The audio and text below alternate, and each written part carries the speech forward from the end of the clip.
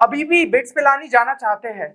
क्या आप जेई में जो भी आपने गलतियां करी उनसे सबक लेते हुए यहाँ पे बिटसेट में एक अच्छा स्कोर लाना चाहते हैं? तो ये वीडियो आपके लिए है। इस वीडियो में हम जो है इस आखिरी 30 दिनों में ऐसा हमें क्या करना चाहिए ताकि बिटसेट के अंदर एक अच्छा स्कोर जो है आप निकाल पाओ, वो चीज हम देखने वाले। तो इस वीडियो को ध्यान से जरूर देखिएगा और एंड तक देखिएगा। एंड देखिए, यहाँ पे गॉडफादर का एक बहुत ही फेमस कोट है कि great man are not born great, they grow great. तो भाई आपको जो है यहाँ पे ऐसा मत सोचिए कि टॉपर्स जो है एकदम मतलब जन्मजात रहते हैं, नहीं, या फिर ऐसा भी नहीं है कि जेई मेंस में ही जो अच्छा परफॉर्म करते हैं वही बिटसेट में एक अच्छा परफॉर्मेंस कर सकते हैं। कई स्टूडेंट्स हमने जो है पिछले कई सालों में ऐसे देखे हैं जिनका जेई मेंस के अंदर एक अच्छा परसेंटाइल नहीं बन पाया, फिर भी बिटसेट में उन्होंने एक अच्छा स्कोर निकाल लिया। तो ये चीजें पॉसिबल इसलिए हो पाती है क्योंकि दोनों ही एग्जाम्स आपकी जो है पैटर्न वाइज डिफरेंट है। लेवल ऑफ डिफिकल्टी में भी जो है बिटसेट यहाँ पे इजियर साइड पे पड़ती है, बट पूरा गेम जो है वो स्पीड एंड एक्यूरेसी पे चला जाता है। तो देखो, आपको जो है यहाँ पे सीधा सीधा बस ये समझना होगा कि अब आपके पास टाइम कितना बचा है, उसके हिसाब से आपको चीजों को जो है प्रिपेयर करना पड़ेगा। तो अगर हम यहाँ पे बात कर ले डेट्स की, अटेम्प्ट 1 जो है वो आपका मई 20 से लेकर 24 तक है, मतलब कि लास्ट 30 डेज जो है अब आपके पास इसके लिए रह गए। और अटेम्प्ट 2 की बात करें तो जून 24 से जून 28 है, मतलब कि भाई एक महीना और एक्स्ट्रा मिल रहा है। लेकिन अभी के लिए तो भाई इस अटेम्प्ट को जो है आपको भूल जाना चाहिए, पूरा जो फोकस है वो इस अटेम्प्ट पे रखो। अब कई स्टूडेंट्स आप में से ऐसे होंगे जो कि ये सोच रहे होंगे, नहीं यार भैया हमारा तो सिलेबस ही उतना कंप्लीटेड नहीं है, हमें तो लग रहा है शायद फर्स्ट अटेम्प्ट में हम एक अच्छा स्कोर ला ही नहीं पाए। देखिए, आप जो स्कोर का टारगेट कर रहे हो उसके अगर आपके थोड़े कम भी रह गए, लेकिन कम से कम यहाँ पे सबसे पहले कॉन्फिडेंस तो लाओ कि हाँ मैं बिट्स पिलानी में पहुंच सकता हूँ। कम से कम भाई 200 प्लस ले जाओ, 220 प्लस ले जाओ, तब तो जाके कॉन्फिडेंस आएगा कि भाई सेकंड अटेम्प्ट में उससे बेहतर स्कोर ला सकते। इसलिए अभी जो है इस अटेम्प्ट को देखिए मत, पूरा जो फोकस है वो आपका यहाँ पे अटेम्प्ट 1 पे होना चाहिए। और अगर हम जो एक सेफ स्कोर की बात करें कि किसी तरीके से बिट्स पिलानी की वो एक सीट मिल जाए, भलाई वो कोई भी जो है ब्रांच हो या फिर कोई भी कैंपस हो, क्योंकि बिट्स पिलानी का कल्चर ही ऐसा है कि हर एक ब्रांच का स्टूडेंट जो है यहाँ पे बहुत बेहतर परफॉर्म कर सकता है। तो उसके लिए भाई जो है एक सेफ स्कोर यहाँ पे दिमाग में सेट कर लो, जो कि आपकी यहाँ पे मतलब हम कह सकते हैं कि सबसे कम जो मार्क्स पे यहाँ पे बिट्स पिलानी के अंदर सीट मिल जा रही थी एक्सेप्ट बी फार्मा की ब्रांच, उसके लिए जो है हमने यहाँ पे स्कोर कंसिडर किया है। तो भाई आपको जो है इस बैरियर को एटलीस्ट यहाँ पे क्रॉस करना होगा। और देखिए, हो सकता है आप में से कई सारे ऐसे स्टूडेंट्स होंगे जो कि यहाँ पे जेई मेंस के दोनों ही अटेम्प्ट जिन्होंने दिए हो, तो भाई आप कम से कम जो है 40-50% सिलेबस को तो लेकर कॉन्फिडेंट होंगे। हाँ, मैं अटेम्प्ट 1 की बात कर रहा होता तो हो सकता है कुछ स्टूडेंट्स ऐसे थे कि भैया हम बोर्ड्स में फंसे हुए थे तो मुश्किल से 20-30% पे थे, लेकिन यार अब तो भाई सेकेंड अटेम्प्ट भी हुआ, यहाँ पे आपका जो है बोर्ड्स के बाद 1 महीने का और गैप मिल गया था, तो एटलीस्ट यहाँ तक तो आप जो है पहुंच ही गए होंगे। और बिटसेट के लिए यकीन मानिए कि भाई अगर 70-80% भी जो है अच्छे तरीके से कर लो, जो कि आपके पास टाइम है यहाँ से यहाँ तक का जंप पहुंचाने का, तो बिटसेट के अंदर एक अच्छा स्कोर निकाल सकते हो। दूसरी चीज भाई, क्लास 12 के स्टूडेंट्स ने तो यहाँ पे अभी बोर्ड एग्जाम्स दी थी, और आप जो है बिटसेट के लेवल को थोड़ा सा पहले एनालाइज करो। जेई की अगर हम बात करें, जेई मेंस की मतलब स्पेसिफिकली, और यहाँ पे अगर हम जो है बोर्ड्स की बात करें, तो बीच में कहीं जो है लेवल आता है हमारे बिटसेट का। तो भाई बोर्ड से यहां तक पहुंचाने के लिए सिर्फ आपको जो है क्वेश्चन सॉल्विंग करनी पड़ेगी। यहाँ पे बिटसेट लेवल के क्वेश्चंस को और ज्यादा प्रैक्टिस करना पड़ेगा, समझना पड़ेगा कि स्पीड किस तरीके से जो है यहाँ पे गेम चलता है, क्योंकि बोर्ड का पेपर यार सब्जेक्टिव होता है, इसलिए जो है वहां पे रटे रटाए चीजों से चल जाता है। लेकिन यहाँ पे बिटसेट में आपको जो है एप्लीकेशन बेस्ड क्वेश्चन रहेंगे, फॉर्मूले का एप्लीकेशन कैसे होता है, पर फिर भी जेई मींस जितना एकदम कॉन्सेप्चुअल नहीं रहता है पेपर, यहाँ पे जो गेम रहता है वो स्पीड का रहता है। तो इस चीज को जो है आपको यहाँ पे समझना पड़ेगा और ज्यादा से ज्यादा टाइम जो है क्वेश्चन सॉल्विंग पे यहाँ पे देना होगा। और एक जो कि अगर मैं बात करूं यहाँ पे क्या एक्स्ट्रा चीजों की आपको रिक्वायरमेंट रहती है, तो एलआर एंड इंग्लिश, जो कि जेई में देखने को नहीं मिलता। फिर आपको जो है यहाँ पे रिलेवेंट मॉक टेस्ट लगाने पड़ेंगे, कम से कम 5 तो फर्स्ट अटेम्प्ट के पहले लगा के जाओ, आपको कम से कम एक पैटर्न समझ में आ जाएगा, आपको समझ में आ जाएगा स्पीड एंड एक्यूरेसी अभी आपकी कहाँ पे स्टैंड कर रही है, तो उस हिसाब से इंप्रूवमेंट दिखा पाओगे। और ज्यादा से ज्यादा भाई टाइम अपना जो है स्पीड बूस्ट करने में आपको लगाना है, मॉक टेस्ट के थ्रू लगा सकते हो, और भी क्या टेक्निक्स है तो आगे हम जो इस वीडियो में देखने ही वाले हैं। एंड देखिए, इन सारी चीजों पे आपको फोकस करना है, देन क्वेश्चन सॉल्विंग पे करना है, और लास्ट टाइम पे फॉर्मूलेस को अच्छे से जो है फटाफट रिवाइज करना है। तो इन सब चीजों को ध्यान रखते हुए आपके लिए ऑलरेडी हमने जो है यहाँ पे क्रैश कोर्स लॉन्च किया है, जो कि आपका योद्धा बैच है। तो अगर आपने इसको चेक नहीं किया है तो जरूर से चेक कर लीजिएगा, क्योंकि इस कोर्स के अंदर आपको जो है काफी सारे बिटसेट रेलिवेंट रिसोर्सेस मिल जाएंगे, जो कि आखिरी टाइम पे आपके प्रिपरेशन को एक अच्छा खासा बूस्ट दे सकते हैं। प्रोसीजर आप सभी के सामने, बाकी डिटेल्स के लिए आप जो है यहाँ पे डिस्क्रिप्शन को भी चेक कर सकते हैं। अब देखिए यहाँ पे अगर हम जो है सबसे पहले पॉइंट पे बात करें जो कि आपको ये लास्ट 30 डेज के लिए ध्यान रखना है, वो हो जाता है कि आपका जो स्ट्रॉन्ग पोर्शन है उसको ज्यादा से ज्यादा स्ट्रेंथन करो, क्योंकि कोई भी जो है अपनी वीकनेस में नहीं खेलना चाहेगा। हमेशा हम चाहते हैं कि भाई अगर एक गेम चल रहा है तो हम अपनी स्ट्रेंथ में खेले। आप अगर क्रिकेट की ही बात कर लो तो कई जो है ऐसे बैट्समैन रहते हैं जो कि चाहते हैं कि भाई बॉलर उनको पेसर मिले या फिर स्पिनर मिले, तो वो अपनी स्ट्रेंथ के हिसाब से जो है सामने एक्सपेक्ट करते हैं और उस हिसाब से उस ओवर को ही टारगेट करते हैं स्पेसिफिकली कि सबसे ज्यादा रन निकाले। तो यही चीज हमें जो है यहाँ पे करनी है, जो आपका स्ट्रॉन्ग पोर्शन है उसको इस लेवल पे रखे कि वहां के क्वेश्चंस गलत नहीं हो। तो यहाँ पे जो कि आपका 30 डेज का शेड्यूल रहेगा, तो जो भी चैप्टर यहाँ पे आप पढ़ रहे होंगे उसके जो है सब टॉपिक्स को यहाँ पे फटाफट रिवाइज करिएगा, क्योंकि ऑलरेडी आपकी थ्योरी उसको लेकर स्ट्रॉन्ग है और ज्यादा से ज्यादा टाइम जो है उसमें क्वेश्चंस प्रैक्टिस कर दीजिएगा। और जो सब टॉपिक्स यहाँ पे मान लीजिए आपके वीक है उनके जो है फटाफट आप यहाँ पे वन शॉट देखिएगा, क्योंकि देखिए यहाँ पे मतलब कि भाई छोटा सा सब टॉपिक अगर है तो उसमें बहुत ज्यादा टाइम नहीं लिखेगा, सीधा आप जो है उसको सर्च करिए और आप उससे रिलेटेड यहाँ पे एप्लीकेशन समझ जाओगे, थोड़े बहुत क्वेश्चन प्रैक्टिस कर लोगे तो वो भी आपका जो है यहाँ पे स्ट्रॉन्ग पोर्शन में ही चला जाएगा। तो ये चीज तो हो गई आपकी यहाँ पे। अब अगर हम बात करें क्वेश्चन सॉल्विंग की कि किस तरीके से जो है क्वेश्चंस यहाँ पे हम सॉल्व करें, तो आपको ध्यान रखना है कि आपको वैरायटी ऑफ क्वेश्चंस यहाँ पे सॉल्व करने हैं। यहाँ पे क्वांटिटी से फर्क नहीं पड़ता है बल्कि क्वालिटी से फर्क पड़ता है, और क्वालिटी में भी भाई अगर वैरायटी रखोगे तो आपका हर एक क्वेश्चन का जो है टाइप यहाँ पे पता चल जाएगा। और देखिए जब भी आप यहाँ पे मतलब क्वेश्चन सॉल्व कर रहे हो, किसी भी एक्सरसाइज से सॉल्व कर रहे हो, तो ऐसा नहीं कि सीरियल नंबर से स्टार्ट हो गए 1 2 3 4 5 6, ऐसा नहीं करना है। आपको जो है थोड़ा सा ये देखना है कि फर्स्ट सेकंड थर्ड फोर्थ अगर सिमिलर टाइप के तो उसमें से 1 और 2 ही कर लिया, थर्ड फोर्थ को स्किप कर दिया, फिर फिफ्थ सिक्स्थ और ये चीजें है ना। जैसे कि आर डी शर्मा बुक में भी आप देखते हो कि भाई एक टाइप के बहुत सारे क्वेश्चन है, तो आपको थोड़ा सा स्किप करते हुए जाना है, टाइम को बहुत अच्छे से यूटिलाइज करना है, अपनी एफिशिएंसी को ज्यादा से ज्यादा यहाँ पे बढ़ाना है। और देखिए सॉल्व्ड एग्जांपल्स के थ्रू जो है अप्रोचेस को समझिए, ये चीज बहुत ज्यादा जरूरी हो जाती है। कई बार स्टूडेंट्स जो है फॉर्मूले को अच्छे तरीके से यहाँ पे अप्लाई नहीं कर पाते, तो सॉल्व्ड एग्जांपल से समझो अप्रोचेस कितने रहते हैं भाई, किस तरीके से अप्रोच किया जाता है। ऐसा तो नहीं कि उसको जो है स्टेप वाइज मैनर में किया जाता है, सबसे पहले फॉर्मूला से पहले कुछ और चीज आपको निकालनी पड़े फिर फॉर्मूला लगता है। ये चीजें आप जो है सॉल्व्ड एग्जांपल्स के थ्रू ही जो है ऑब्जर्व कर पाओगे। और देखिए जब भी यहाँ पे क्वेश्चन आप जो है सॉल्व कर रहे हो तो हमेशा कुछ स्मार्ट मेथड्स भी ढूंढने की कोशिश करो, क्योंकि ये चैनल आप जानते हो मेनली जो है इस चीज पे आपको काफी ज्यादा जो है फोकस करवाता है कि आपको अपनी स्पीड ज्यादा से ज्यादा इंप्रूव करना है। तो कई सारे स्मार्ट मेथड्स जो है मैं यहाँ पे भी डिस्कस करता हूँ, कोर्सेज में भी डिस्कस करता हूँ, तो मैं चाहता हूँ कि स्टूडेंट की स्पीड कई हद तक इंप्रूव हो। ये चीज आपका जो है काफी ज्यादा यहाँ पे टाइम सेव कर सकती है। और ऑलरेडी अभी जो है हमने इस टाइप के वीडियोस आपके लिए रेगुलर बेसिस पे लाना स्टार्ट कर दिए, तो अगर आपने इस वीडियो को नहीं देखा जिसके अंदर हमने एक ऐसा टॉपिक उठाया था जो कि आपके जेई से डिलीट हो गया है लेकिन बिटसेट में पूछा जाएगा, या फिर ग्राफ बेस्ड क्वेश्चन में स्टूडेंट को दिक्कत होती है तो यहाँ पे इससे रिलेटेड भी वीडियो लाए, तो ऐसे ही जो है आपके लिए कई सारे वीडियोस यहाँ पे आने वाले, तो जरूर से जो है इन वीडियोस को चेक करिएगा। और देखिए ऐसा नहीं है कि भाई स्ट्रेटेजी देख देख के ही आप जो है एग्जाम निकाल लोगे, ये सब चीजों को फॉलो करना पड़ेगा। इन चीजों के थ्रू आपकी क्वेश्चन सॉल्विंग स्किल्स जितनी ज्यादा इंप्रूव होगी तभी जाके सिलेक्शन निकलेगा। तो भाई स्ट्रेटेजी देखो, उसको इंप्लीमेंट करो और फिर उसके बाद जो है ज्यादा से ज्यादा क्वेश्चंस प्रैक्टिस करो, तब जो है हम यहाँ पे रिजल्ट को इंश्योर कर पाएंगे। अब अगर हम यहाँ पे बात करें नेक्स्ट पॉइंट की कि देखिए जो सॉल्व्ड एग्जांपल्स है उनको आप किस बुक्स के थ्रू कर सकते हो, तो सबसे पहले तो अपनी कोचिंग मॉड्यूल्स जो आप जेई के लिए यूज कर रहे हो उन्हीं को जो है और अच्छे से रेफर कर लोगे। तो देखिए क्योंकि सिलेबस जो है सेम ही रहता है तो उनको अगर आप रेफर करोगे आपको फायदा हो गई। और अगर आपको जो है कुछ बुक्स में बताऊं तो फिजिक्स के लिए आप डीसी पांडे को रेफर कर सकते हो, केमिस्ट्री के लिए पी बहादुर जो है फिजिकल केमिस्ट्री में, बाकी एनसीईआरटी पे ही जो है आप ज्यादा से ज्यादा यहाँ पे फोकस रखिए। और मैथ्स में जो है आप आर डी शर्मा यहाँ पे सॉल्व्ड एग्जांपल्स के लिए रेफर कर सकते हो। तो ये बुक्स आपके जो है और ज्यादा यहाँ पे अप्रोच सॉल्विंग समझ में आएगा आपको कि क्वेश्चंस के लिए किस तरीके से किया जाता है। अब अगर हम यहाँ पे नेक्स्ट इस पे बात करें तो नेक्स्ट चीज जो कि आपको यहाँ पे ध्यान रखना है 30 डेज के लिए कि फॉर्मूलाज और इंपॉर्टेंट कॉन्सेप्ट पे नजर मारनी है। मान लो कोई चैप्टर आपने ऑलरेडी छोड़ दिया है, अब उसको डिटेल में तो नहीं कर सकते हो, तो कम से कम भाई फॉर्मूलास और इंपॉर्टेंट कॉन्सेप्ट तो देख के जाओ, और जो ऑलरेडी स्ट्रांग है उनके भी फॉर्मूलास और इंपॉर्टेंट कॉन्सेप्ट्स आपको देखने ही पड़ेंगे, क्योंकि आपको बार बार उनको जब रिवाइज करोगे तभी वो चीजें जो है दिमाग में रिटेन रहने वाली है।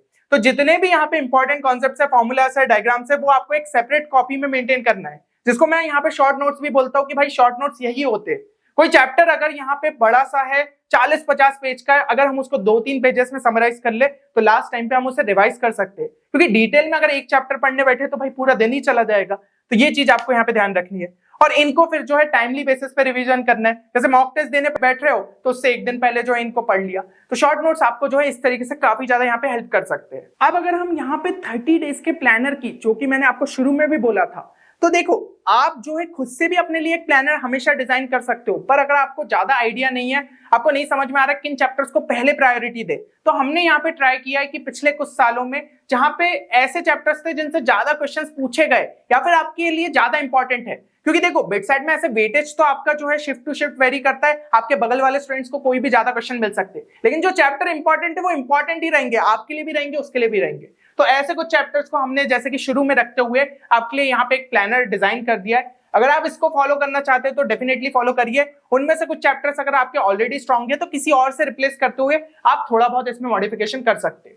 ठीक है, तो जैसे कि आप देख सकते हो 20 अप्रैल को जो है आप इन सारे मॉडर्न फिजिक्स प्लस सेमीकंडक्टर कर लिया, 21 को भी जो है उसी पे जो है वर्क करिएगा, फिर 22 के लिए भी, क्योंकि चैप्टर थोड़े से यहाँ पे बड़े हैं तो कम से कम उस पोर्शन को उतना टाइम दो, उसके अंदर नंबर पूरे निकालने हमें।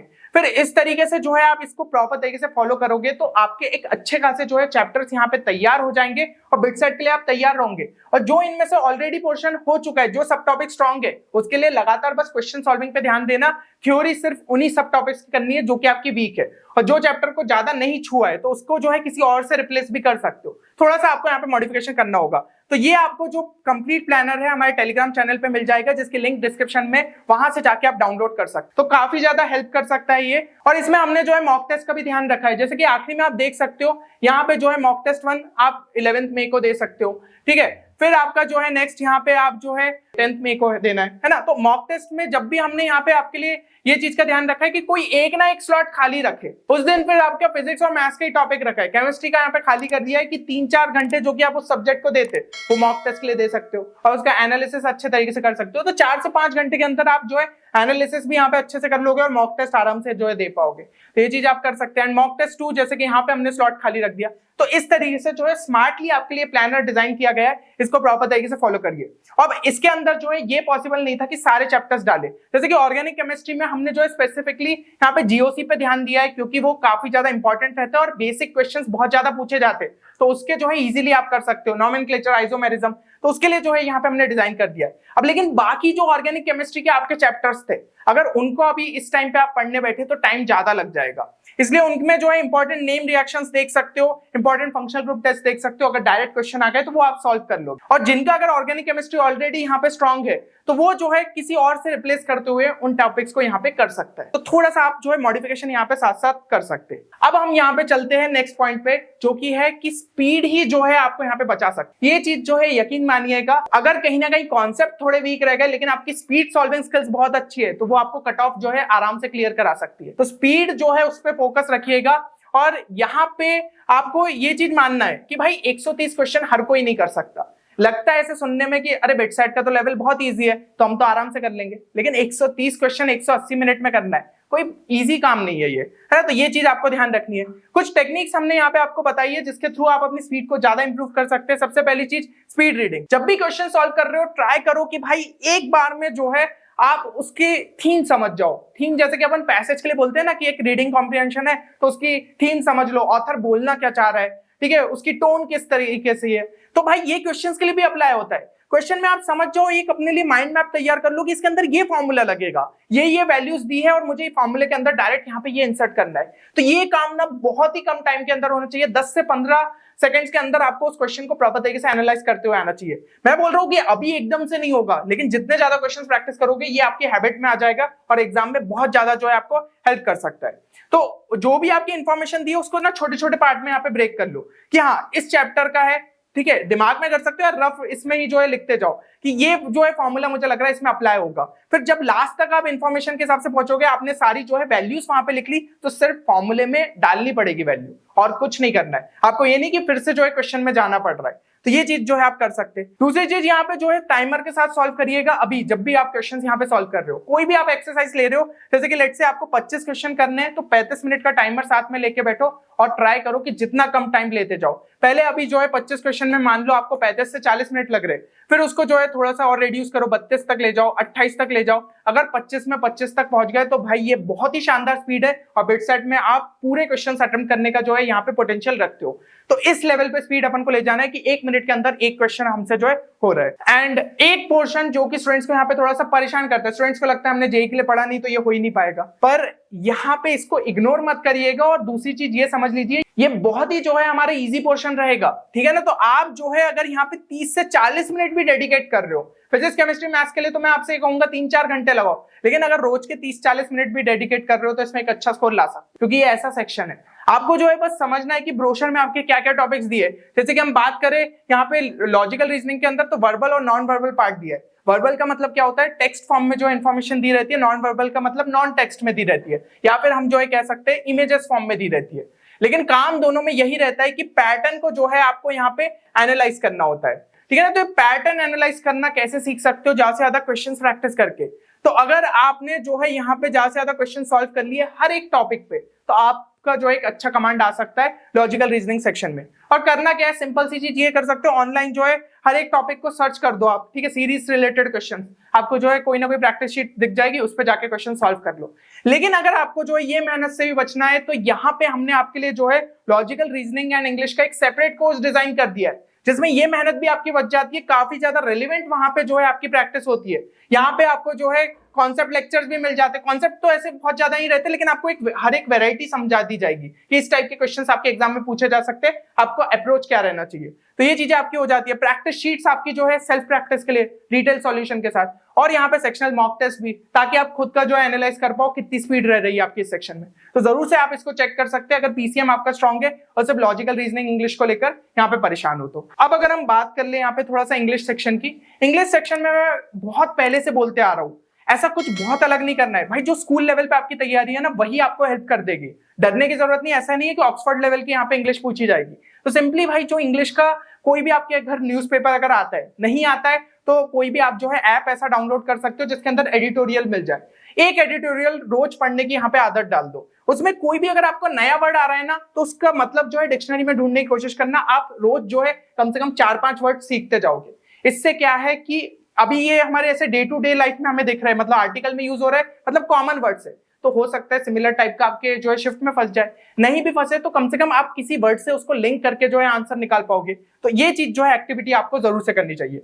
बाकी चीजें तो यार जो स्कूल में पढ़ी है वो आपके थ्योरी के लिए इनफ है। क्वेश्चंस प्रैक्टिस के लिए आप क्या कर सकते हो, बोर्ड्स के सैंपल पेपर उठा लो। जैसे रीडिंग कॉम्प्रिहेंशन पूछे जाते हैं अगर, तो वो आपके उसके बेसिस पे हो जाएंगे, है ना। और बाकी रेन एंड मार्टिन से जो है ग्रामर वाले आप जो है और ज्यादा यहाँ पे स्ट्रेंथन कर सकते हो। एक हाथ बार जो है रूल्स रिवाइज कर लेना, तो उसके दम पे जो है क्वेश्चंस आपसे हो सकते हैं। और यहाँ पे आपकी जो है इंग्लिश में मतलब जैसे जो स्टूडेंट्स को अगर थोड़ी डिफिकल्टी होती है, नए वर्ड्स उन्हें जो है इतने क्लियर नहीं हो पाते, या फिर पता नहीं है कि कौन से वर्ड्स ज्यादा पूछे जा सकते, तो उसके लिए हमने जो है एक सेपरेट आपके लिए यहाँ पे सीरीज स्टार्ट कर दी है, जिसके अंदर हम इंग्लिश से रिलेटेड आपके वोकैब पार्ट को और ज्यादा स्ट्रॉन्ग कर रहे हैं। इवन ग्रामर के भी यहाँ पे और जो ज्यादा जो है आपके लिए क्वेश्चंस आएंगे। तो जरूर से इस वीडियो को चेक करिएगा, लिंक जो है आपको डिस्क्रिप्शन में मिल जाएगी। एंड वीडियो को लाइक जरूर करिएगा, ताकि हम लोगों को भी जो है यहाँ पे मोटिवेशन मिले कि लगातार आपके लिए जो है यहाँ पे बढ़िया कंटेंट लाए। क्योंकि देखिए बिटसेट से रिलेटेड ज्यादा गाइड करने वाले नहीं है, और जो रेलिवेंसी यहाँ पे हमें पता है कि बिटसेट के लिए आपके लिए क्या चीजें इंपॉर्टेंट रह सकती है, वो आपको चैनल पे देखने को मिल जाता है। तो जरूर से जो है इसको चेक करिएगा। अब अगर हम जो एक फाइनल कंपोनेंट की बात करें, जो कि आपकी पूरी प्रिपरेशन को यहाँ पे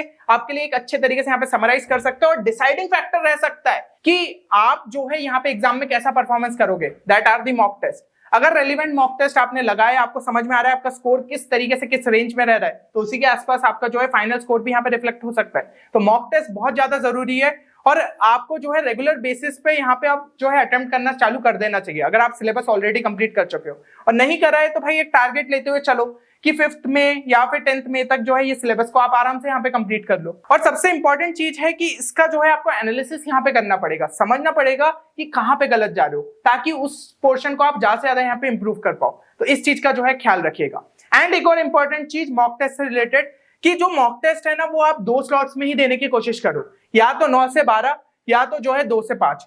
अभी आपकी जो है स्लॉट बुकिंग की प्रोसेस भी यहाँ पे स्टार्ट होने वाली है। तो अगर उससे पहले आपको समझ में आ गया कि आपके लिए कौन सा स्लॉट ज्यादा यहाँ पे कंफर्टेबल रहता है आपके लिए, तो आप जो है स्लॉट उस हिसाब से चूज कर सकते हो। और बाकी अगर जो है बाद में भी मॉक टेस्ट दोगे, तो आप जो है यहाँ पे जो भी स्लॉट बुक करोगे उस टाइम पे जो है आप दे देना, ठीक है ना। उसी पे ट्राई करना कि मॉक टेस्ट 1 से लेकर 5 या जितने भी मॉक टेस्ट देते हो उस स्लॉट के अंदर दो। तो बायोलॉजिकली भाई दिमाग भी हमारा ट्रेन हो जाएगा, हाँ भाई इस टाइम पे सबसे ज्यादा एक्टिव रहना है। मुझे अभी जो है इसी टाइम पे मैं बिटसेट का पेपर अटेम्प्ट करता हूँ और फाइनल पेपर में भी जो है मुझे यहाँ पे मैक्सिमम एफिशिएंसी के साथ एक अच्छा स्कोर लाना है। ये चीजें जो है आप उसको ट्रेन कर सकते हो। इसलिए मॉक टेस्ट की भाई जो है हैबिट डाल लेना। जो भी स्लॉट आप चूज करोगे या फिर जो है बाद में मतलब स्लॉट बुकिंग के हिसाब से चूज कर रहे हो, उसके बाद मॉक टेस्ट अगर देना चाहते हो तो उस हिसाब से आप जो है कर सकते हो। तो मेरे हिसाब से यहाँ पे सारी चीजें जो है आपको क्लियर हो गई होगी। एक 30 दिन के लिए जो आपको यहाँ पे मतलब कि एफर्ट्स डालने, बस उनको जो है अच्छे तरीके से डाल दो। हो सकता है थोड़ी सी नींद कम करनी पड़े, कर दो, ठीक है। अगर आपको जो है कुछ ऐसी चीजें छोड़नी पड़ रही है, कुछ ऐसे सेक्रीफाइसेस करने हैं तो कर दो, क्योंकि शायद ये आपकी जो है एक फाइनल एग्जाम रहेगी जो कि आपको एक अच्छे कॉलेज में जो है एडमिशन दिला सकती है। उसके बाद तो फिर यही ऑप्शन बचता है, या तो ड्रॉप ले लो या तो फिर जो है कोई भी हम जो है टियर 2 टियर 3 कॉलेज के अंदर चले जाए। तो नहीं, अगर वो चीज नहीं करना चाहते हो तो डेफिनेटली यहाँ पे जो है अपने नंबर ऑफ आवर्स बढ़ा दो। कमेंट सेक्शन में मेंशन करो कि अब भाई डेली नंबर ऑफ आवर्स आप कितने बैठने वाले हो, और ये जो है एक अच्छे आवर्स रहने चाहिए, तभी जाके हम ज्यादा से ज्यादा पोर्शन को यहाँ पे निपटा पाएंगे। और टारगेट स्कोर भी जो है जरूर से अपना यहाँ पे मेंशन करना कमेंट सेक्शन के अंदर। चलिए, तो उम्मीद करता हूँ इस वीडियो से जो है आपको हेल्प मिलेगी। मिलते हैं अगले वीडियो में, तब तक ले take care and good bye.